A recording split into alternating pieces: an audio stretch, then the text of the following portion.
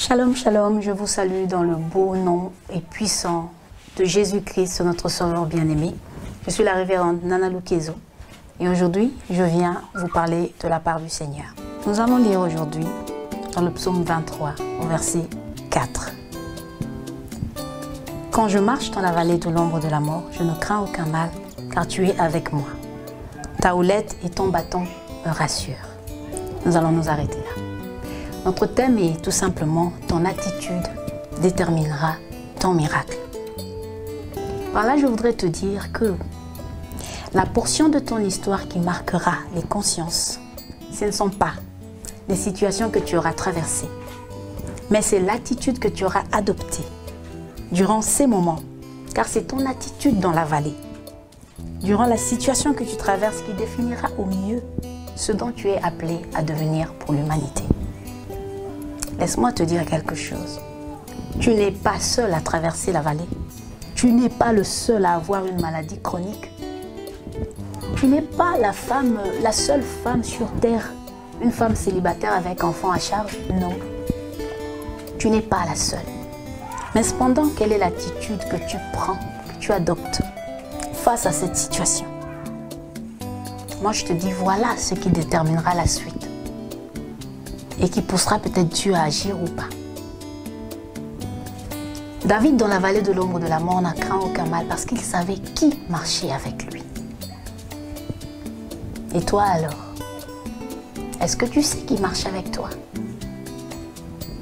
As-tu choisi plutôt de te plaindre, de chercher des responsables à ta situation, d'accuser les autres, même quelquefois d'accuser Dieu? Je voudrais te conduire dans Romains 8, 28, qui nous dit « Nous savons du reste que toute chose concourt au bien de ceux qui aiment Dieu, de ceux qui sont appelés selon son dessein. » Celui qui a la foi, quand un malheur l'atteint ou quand un malheur lui arrive, il essaye d'identifier ce que renferme cette situation. Il ne comprendra peut-être pas tout de suite, mais dans l'avenir, tout sera clair. Je voudrais te dire, est-ce que quand la situation devient difficile, qu'est-ce que tu fais? Tu te relâches? Ou bien tu choisis d'avancer malgré tout, en sachant qui marche avec toi? Tu devrais apprendre à faire confiance à Dieu. Et faire confiance à Dieu, au fait, c'est de le suivre même dans le noir, même quand on ne comprend pas. C'est ce qu'on appelle la foi. Et surtout, je voudrais que tu retienne quelque chose dans ton esprit. Les choses ne viendront pas forcément de la manière dont tu espères. C'est ça, c'est ce qu'on appelle tout concourt au bien de ceux qui aiment Dieu.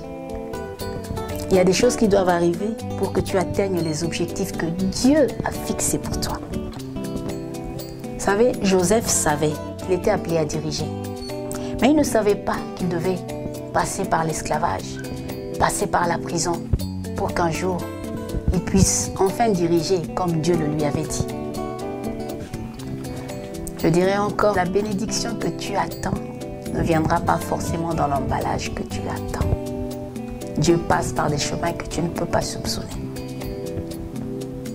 Mais il faut que tu sois attentif pour déceler la bénédiction de Dieu, même dans le malheur qui t'atteint. Alors, quand les épreuves arrivent, quand les situations difficiles arrivent, ne prends pas le chemin des plaintes. Je l'ai pris autrefois, ça ne m'a mené nulle part. Je te conseillerais juste la bonne attitude, l'attitude de louange, l'attitude d'adoration.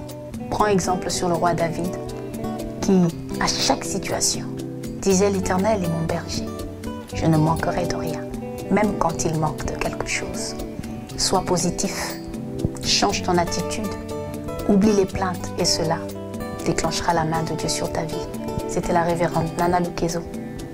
Que Dieu vous bénisse. À très bientôt.